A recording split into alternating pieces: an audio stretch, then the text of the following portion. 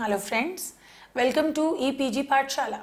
Today we are going to discuss freedom of press and regulations, debates and contest. This lecture is a part of your paper News and Society.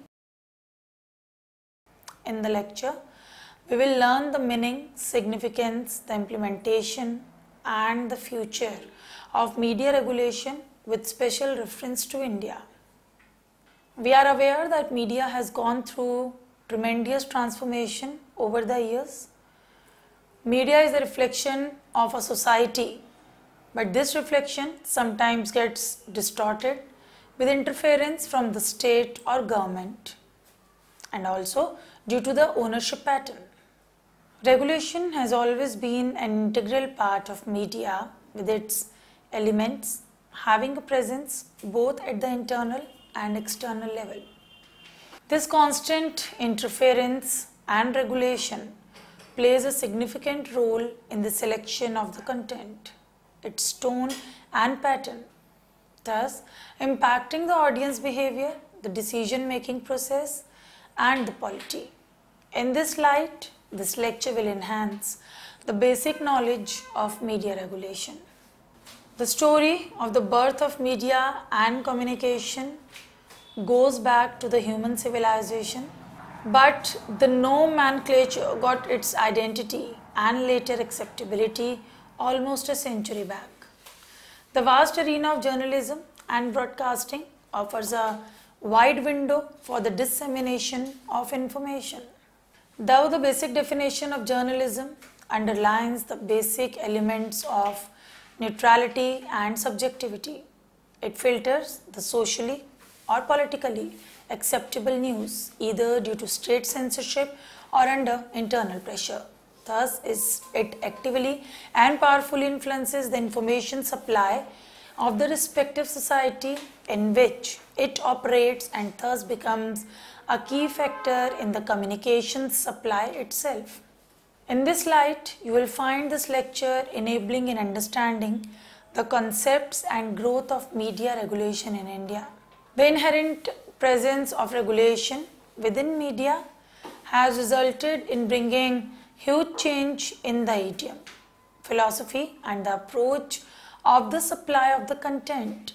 The news provider has been under constant scrutiny, both internally and externally, and thus influencing the very structure and concept of journalism.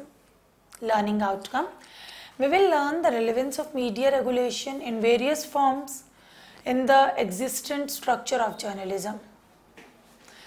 The supply of information via media is clearly influenced by the direct and indirect regulation in media. This lecture will also enhance your basic understanding of media regulation and implications. The traditional concept of media regulation, it is not possible to understand the need and relevance of media regulation without understanding the value of freedom of expression. Freedom of expression is directly linked to the individual development as well as development of a nation.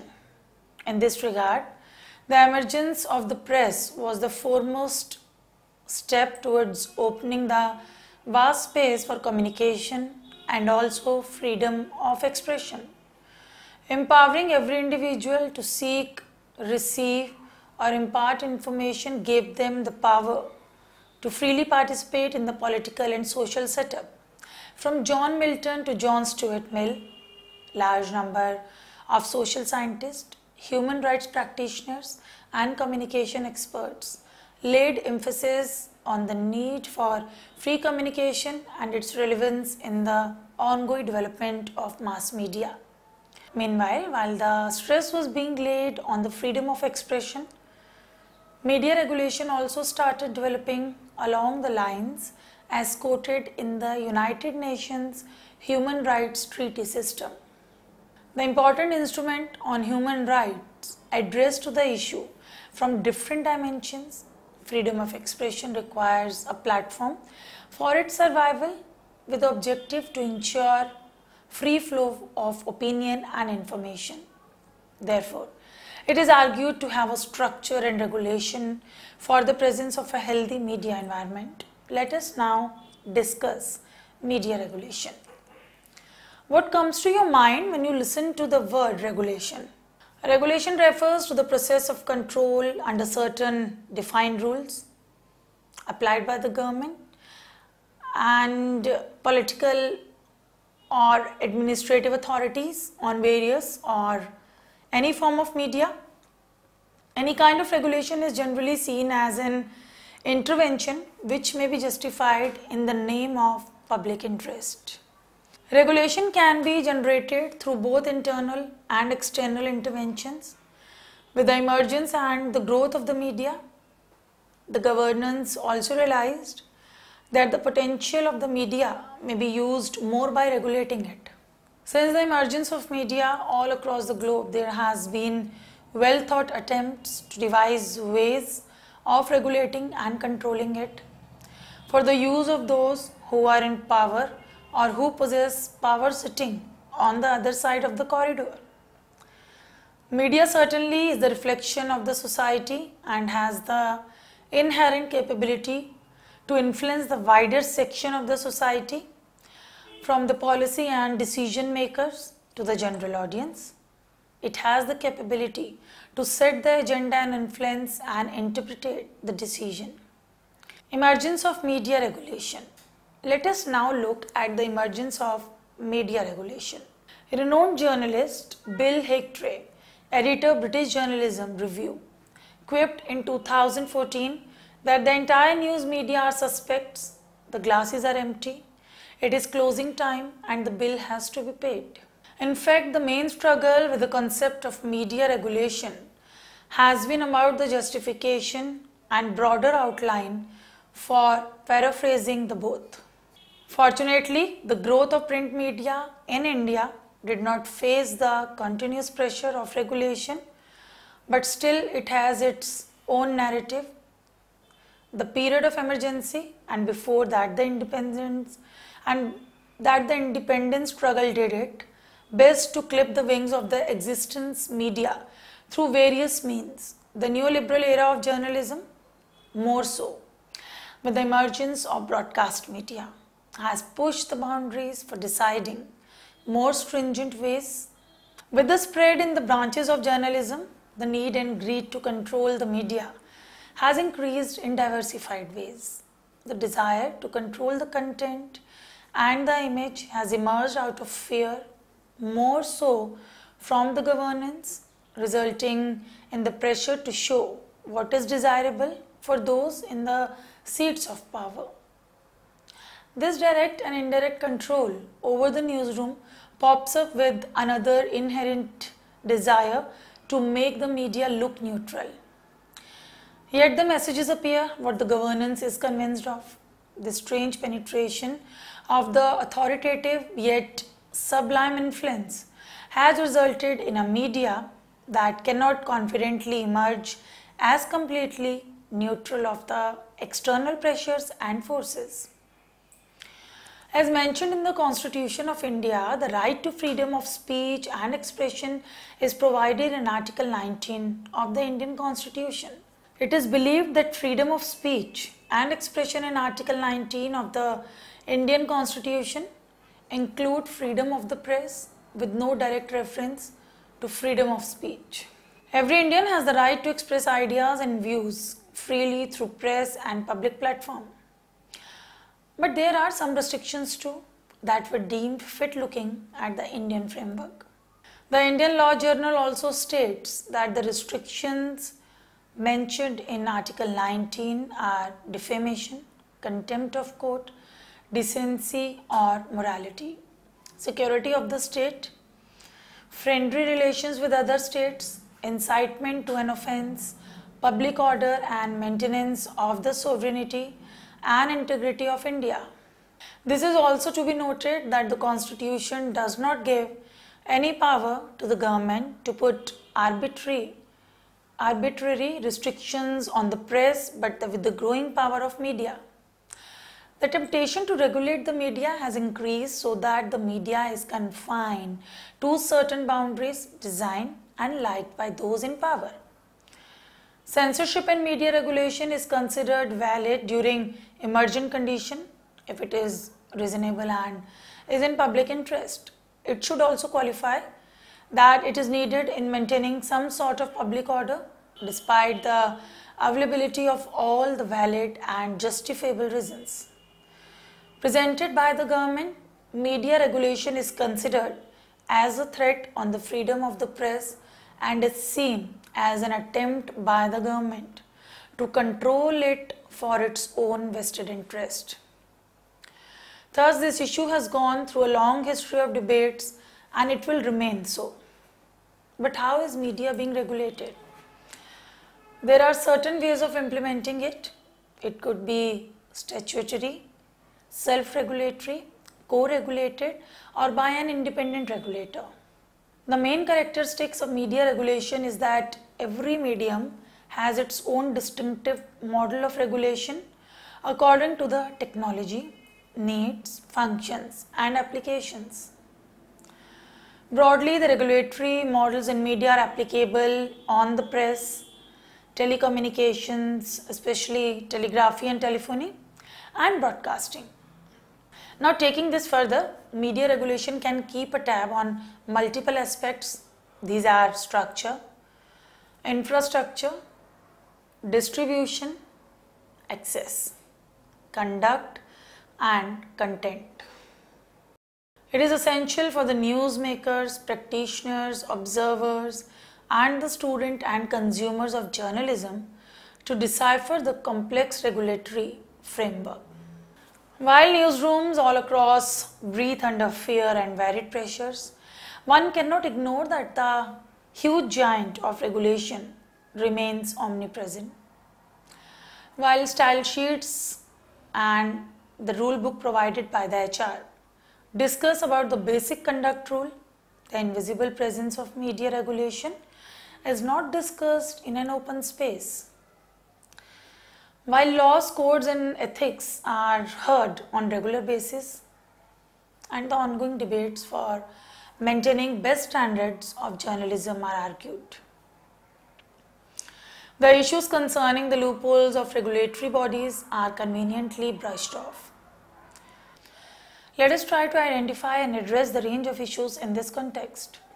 Various theories and approaches have emerged over the years to decode the necessity and impact of media regulation. In the libertarian model, the core need for the free flow of information, freedom to communicate political, social, and cultural development, democracy, and equality for all remain the top priority. These fundamental objectives revolve around the most accepted concept of public interest. The basic elements of media regulation have been prevalent over the years. Thus, discussing the rationale behind it would also require an honest investigation into the historical perspective across varied cultures and countries. Liberal theory, the whole idea of having a free market adds to the consumers' choice and plurality of opinion and platform. This in turn enables the marketplace to diversify and explore more options. In this kind of situation, the consumer thinks that he is the king and the platter needs to be reinvented tastefully and accurately on a regular basis. This consumer becomes more demanding, more intelligent, less tolerant, and highly critical. The strong viewpoints start emerging, forcing the market for a rapid change. Whenever the monopoly gets shredded into pieces, increased options and fierce competition embarks upon a complete makeover. One can see this remarkable change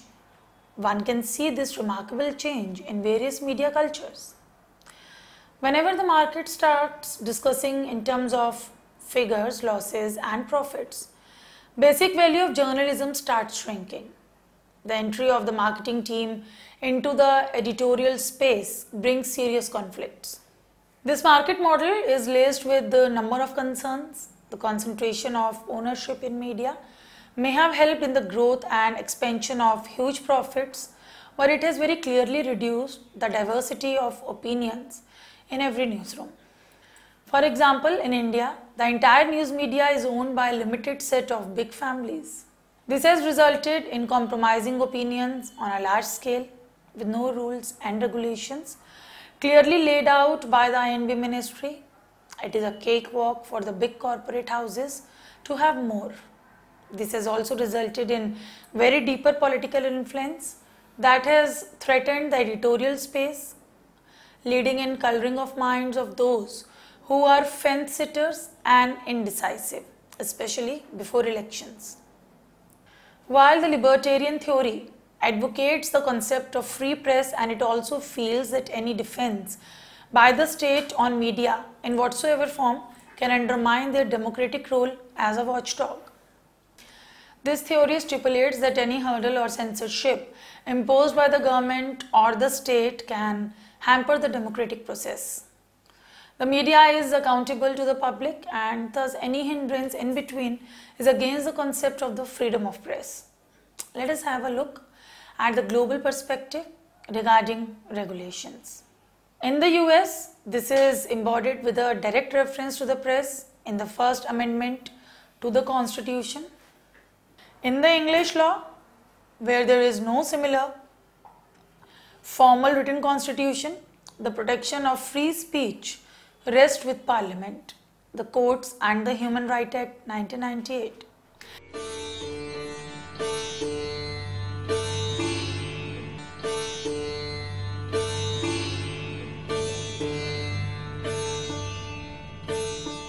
Between all the debates on media regulation, the media heavily depends upon the government directly or indirectly.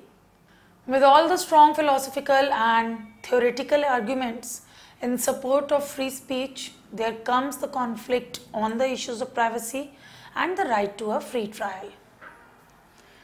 The famous quote by A.G. Liebling in 1964 captures the scenario well. The freedom of the press is guaranteed only to those who owns one. Media in the UK has also always been heavily regulated, though the primary definition of journalism emphasizes on accuracy, accountability and neutrality. It becomes almost impossible for a newsroom to even breathe freely under the constant threat of regulation. In the UK, a number of laws address the concerns relating to the excesses in journalism. They also have the inherent power to act as a constraint on media freedom. The government can very easily invoke laws under the umbrella of national security, of confidentiality, without giving any justification that it is for their own protection. Apart from a variety of laws, a number of statutory, self and co-regulatory bodies are existent in an effort to create equilibrium between the industry and the public interest. Anthony Smith, a famous political journalist, said this regarding the regulations.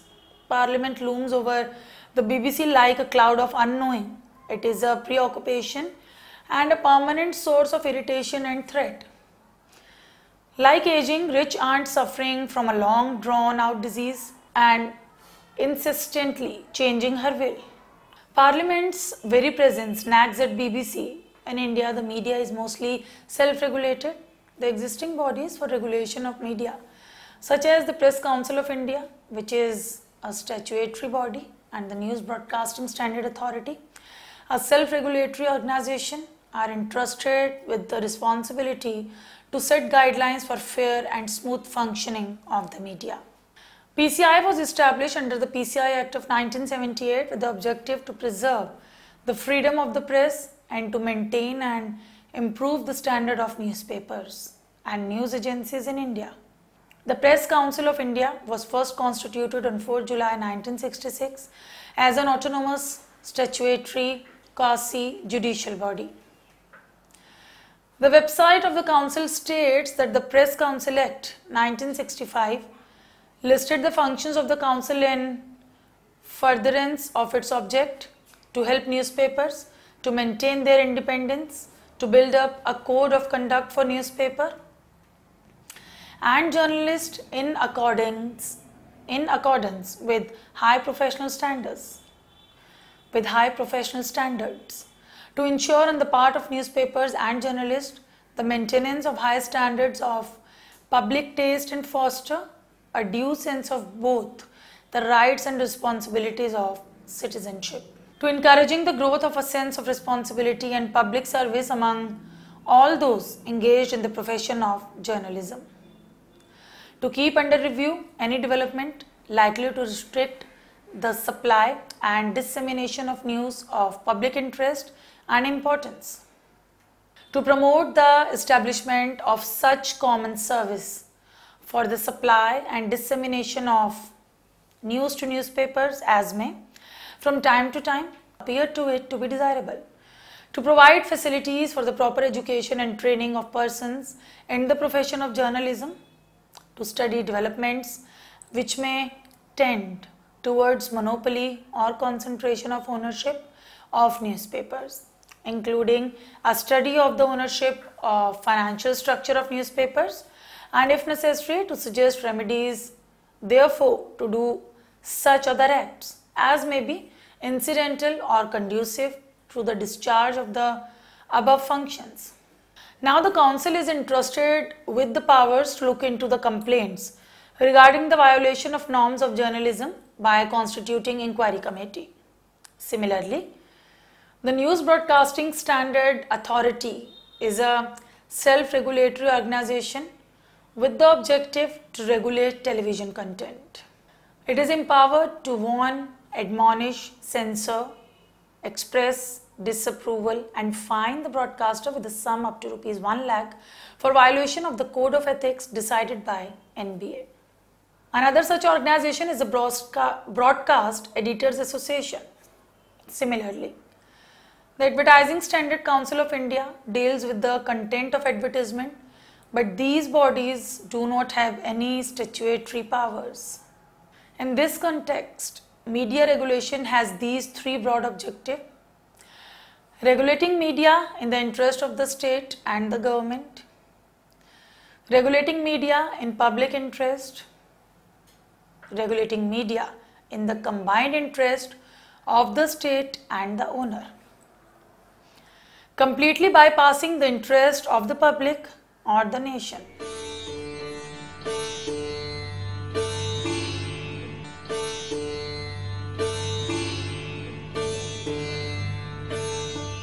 The notion of a free press remains a sacrosanct principle for the journalist surviving in the modern age. The history of the press also suggests that the political power has always tried to maintain the distance as well as relationship of friendship with journalists and owners. Summary.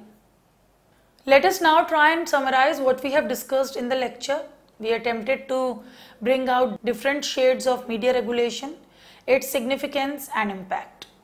Since the media is entrusted with the job of providing free and fair news and opinion, it must be empowered with the right to express itself freely and without any pressures. Media cannot fulfill its social responsibility without having a free editorial space. In the growing global media landscape, media cannot run under strict rules of the state, but that also does not mean that media has the right to misuse its freedom and the power. In this regard, we are left with the only alternative of having self-regulation, which is seen as a better option than having a state control. Since media is answerable to the public at large, it is essential to have a system that promotes transparency and social responsibility, and for this, we need a well-structured framework with ever-changing political culture.